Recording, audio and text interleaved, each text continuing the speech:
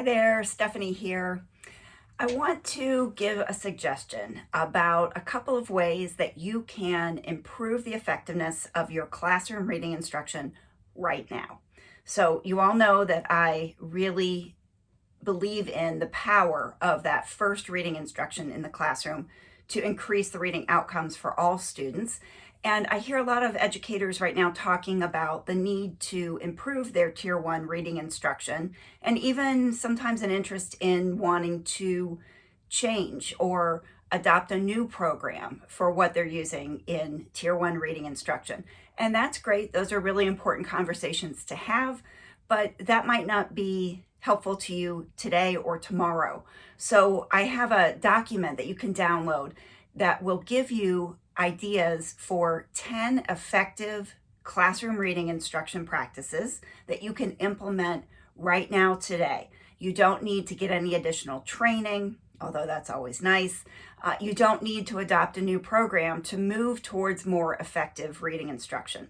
So I want to just highlight a couple of these. The first one that I want to suggest is that you respond immediately when students make errors in their reading, so that you are providing that immediate corrective feedback.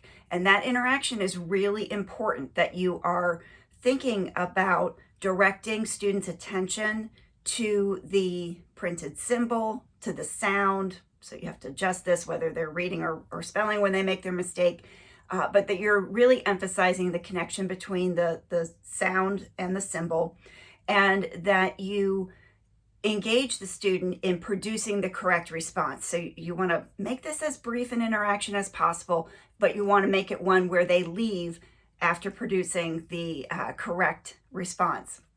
A second effective practice that I would encourage you to think about adopting right away is cumulative review.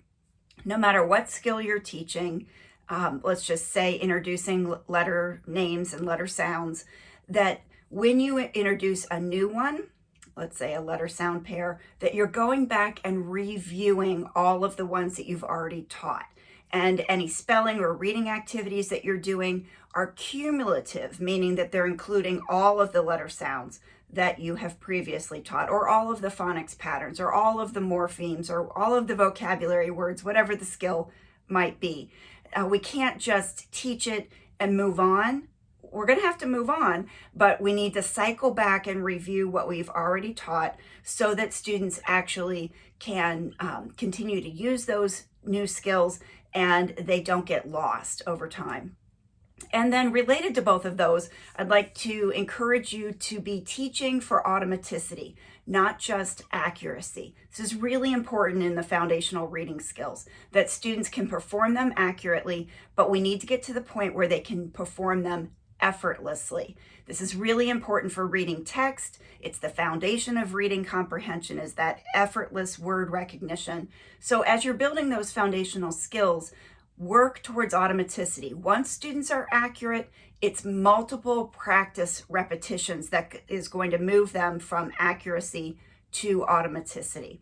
So practice in partners, practice in center activities, even practice possibly for homework. Practice independently. Practice of the skills that you have seen them perform accurately in the instruction with you. So 3 ideas, more at the link below.